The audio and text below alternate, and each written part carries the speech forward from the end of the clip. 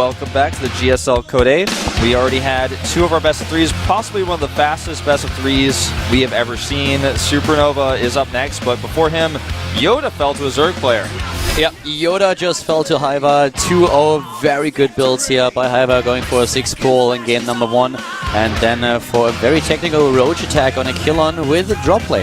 Yeah, just very, very technical, smart builds from Hyva. Not really showing us late game. Did not want to play against Yoda's late game with his drops, his bio pushes. Did not want to see it at all. Yeah, that was definitely one of the fast best of threes that we had in a long time. I think the fastest build that we've ever seen was when Live won with a 2-0 in his Code 8 group long time ago. Yeah. Actually, not quite sure who he beat that day.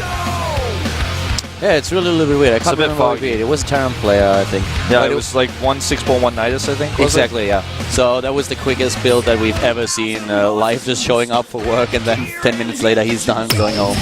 But now we're heading into another game where we have two great players, CSF players here. Prime and Azubo, the two teams. Creator is up against SuperNova in the third round of Code 8. Yep, whoever wins this will get into Code S, and for Creator, you know, that means getting back into Code S. Yeah. For SuperNova, it means taking the same route that Hyva did, going straight from the Code A qualifier into Code S, if he can win this match, though. Yeah. SuperNova has been in Code S before. He fell all the way out of Code A, immediately re-qualified, so, you know, he's a very resilient player, as you can see by these stats. Yeah, SuperNova was one of the most consistent players that we had when he came down to the participations in Code S. Looking a little bit tired today. He looked tired earlier when I arrived here. He was actually already here. Same goes for his opponent, for Creator. Yeah. They've both been here set up for quite some time. I can never believe how young Creator is. The guy's 16 years old. He always looks a little bit older. I thought he was at least like 18. SuperNova, on the other hand, 22 years old.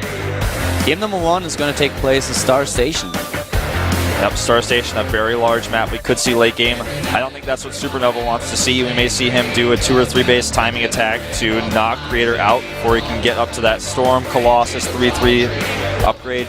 Protoss Death Ball that people complain about with heavy charged Zealot armies. We might see that from Creator up against SuperNova here in the third round of Code A, and we're jumping into game number 1 now at Star Station.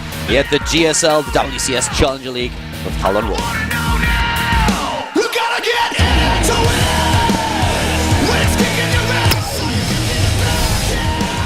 Starting to the bottom left of Star Station, the Protoss player for the Prime team.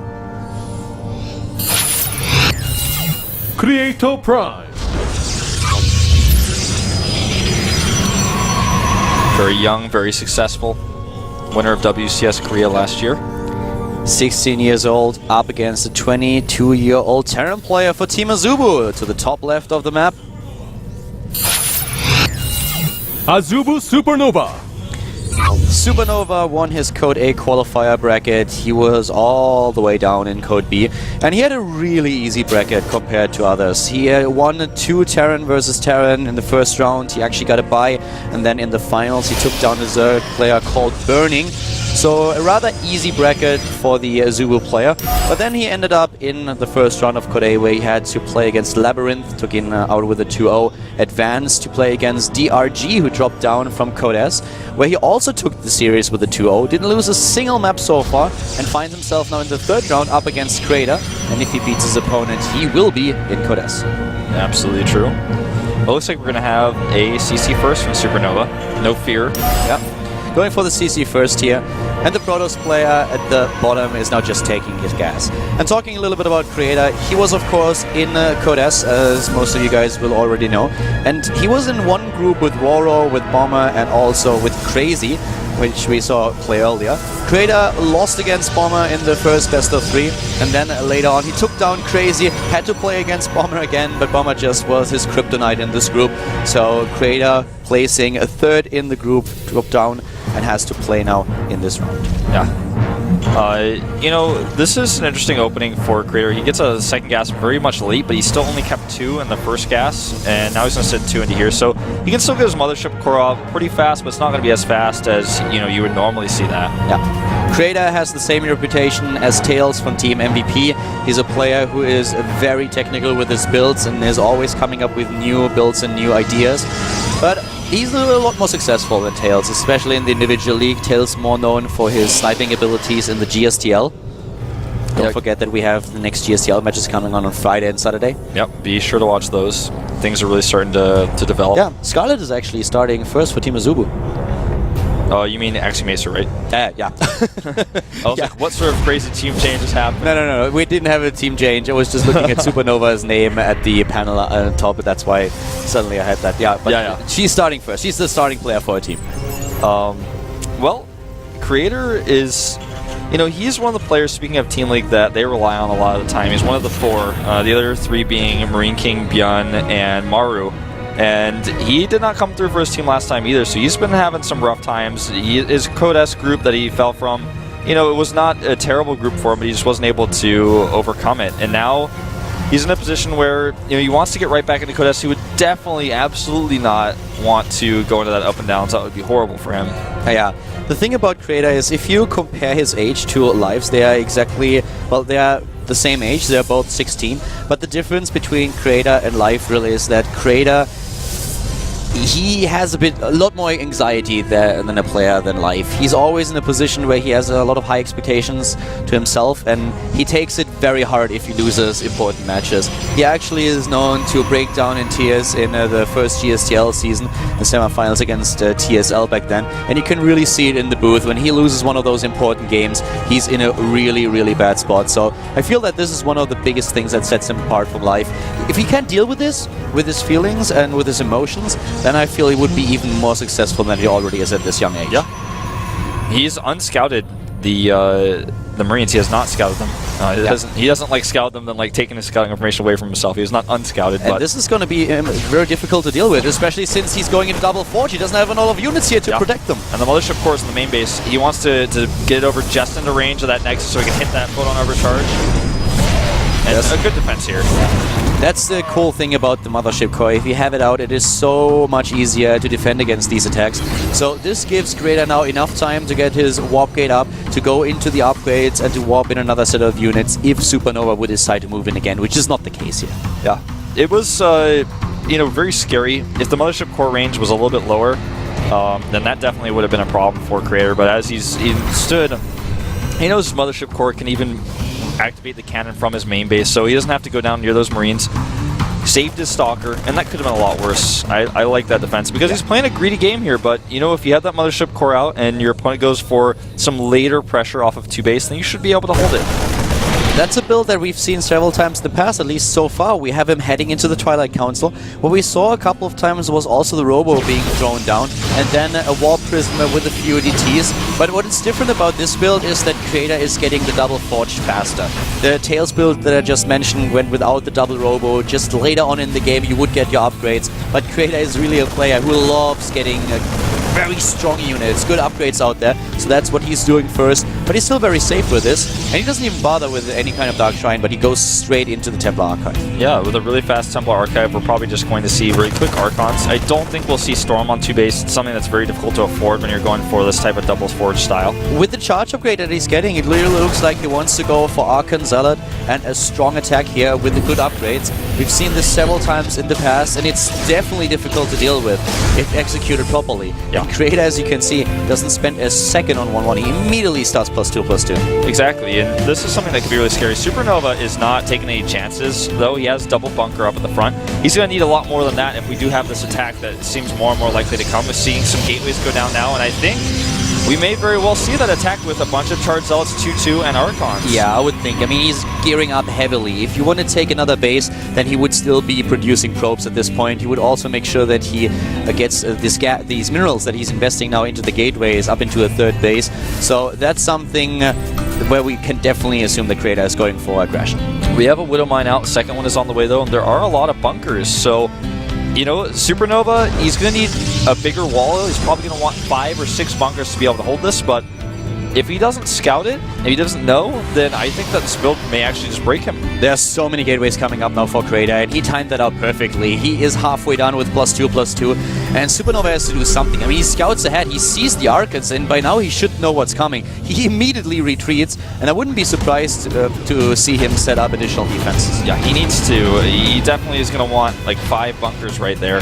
But he's actually pulling out of the bunkers, wants to keep his opponent in his base using drops. So he's going to try to delay this using a dropship aggression. We have hallucinations on the way though, trying to find out if there are dropships coming, and also getting an additional scout in the main base, just passing the medevac. Yeah, but his army is still fairly close by, don't forget. Moving out, but the dropship gets into the main base. Now SuperNova has a quick window where he can do some damage. Here comes the third base actually. Trader. He just switches his tactic here, I think. They'll still build no probes though. He wants to do damage and wants to have the third behind it, but he needs to swap in a few units into the main base if he wants to deal with that aggression over there. Yeah, he's starting to lose a lot in the main base. He does have a few units to push it back. 4 bunkers going down for SuperNova. He's getting a little bit desperate here. Yeah, SuperNova has to be very careful here, because here comes Creator, +2/+2 is done. The Protoss is moving in, the Argon's doing a lot of damage against those bunkers. He's taking down the first one, the force fields are good, but can he take down the second? He's really having some trouble here breaking through with all the medevacs dealing, even the SCVs. He couldn't kill SCVs with Archons, that's how many medevacs were dealing. There were not enough force fields to shield the bunkers against the SCVs. The repair was good, especially the last bunker was completely surrounded by SCVs. There was no chance for Creator to take that down. He didn't have enough DPS. Yeah, and you know, the Archons were trying to kill the SCVs, but the medevacs, there's so many of them. As you can see, it looks like 6 right there. We're just healing those SCVs up. The Archons couldn't kill them, they couldn't fire, so you need the Archons with Zealots together, but you just didn't have them in that angle. Massive drop is now coming Creator's way, and he just completed his robotics. He doesn't have observers on the map now, so he does not know that there are dropships heading towards his main base. Yeah, he's been relying only on hallucination scouts his entire game. There's the first observer now on the map, or at least it was starting to come out here. He doesn't even have it out of the bay just yet. And +3 has started. Meanwhile, the drop is in a perfect place. He doesn't have blink. He does not have enough warpins. This is going to do a ton of damage. This is doing a lot, especially with those Marauders. He can snipe the Nexus if he wants to. Takes down 2 pylons. A lot of those gateways not active anymore, and I think we will see this Nexus fall. Yeah. If he stims again, he'll definitely get it, and he does. Nexus is down. He can even fight here. He has a really good spot with his units, but he decides to move out. The damage has already been done. One of the medevacs goes down, but that was worth it. And oh, he even walks past his opponent's units. Yeah, he's still in the main base, or behind it. He can go into the natural. He's always got that threat. Whereas SuperNova back at home is getting his own third base, and Creator has to be really careful here. Creator's gonna lose a lot more. Here comes the drop once again. The tag is being targeted. He can stim and take down the Templar Archive and the Twilight Council if he wants to. Yeah, he's gonna get the Templar Archive. Unfortunately, he didn't get the Twilight Council because that would have stopped +3 armor. Another drop at the natural, taking down the cannon here, and the rest of the dropships already headed to give a bit of support. Creator doesn't have enough army to defend all these locations, and now he's probably going to lose his natural next as well with the stim here. I think he will. The Photon overcharge is there. Widow Mines at the third. The base is gone at the natural, and he's going into the main base once again, or at least trying to, using the afterburners here. Oh, Creator is being ripped apart like wrapping paper right now. I don't think that Creator realized the Widow Mines. I don't think he saw that. He was so busy defending the natural. He might have missed it. I think you're so right. He's going to lose more probes. The Widow Mines are going to go off in just a few seconds here. In the main base, another attack. The Arca doesn't stand a chance, gets one shot off, that's all. And the Widow Mines kill so many more probes. It looks like about 10 or 12 Harvesters just died again. Supply 89 against 146, and Creator, he knows that he can only win if he may be able to break down this economy, this base, this defense at the front, but the EMPs are ready, the ghosts are there, no shields for the Archons. This is just no chance, Creator. Bye-bye, Creator. Both Archons disappear, and so do his chances of victory. GG. SuperNova, he gets the win in game number 1. A really solid play here. Creator with a good timing, but SuperNova saw it coming, defended well, and then the drop play, bouncing between bases, something that Creator just couldn't Getting the Widow Mines into the third base during all of that as well. Yeah. It's killing the main and the natural.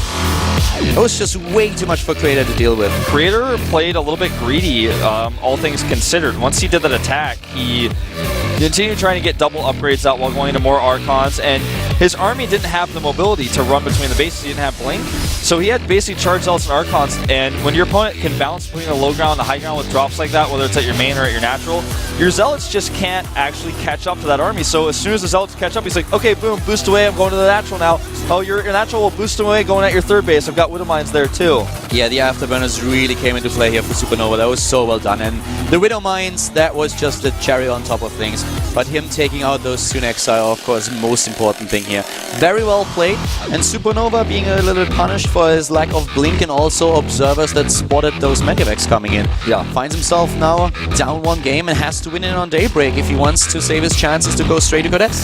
Now, Daybreak, a map that is very familiar for both of these two players. They've been playing on it for years. This is tense. SuperNova one game away from getting that Code S spot coming from the preliminaries. We're moving into the game right now here at the GSL Korea, the Challenger League Korea with Colin Wolf.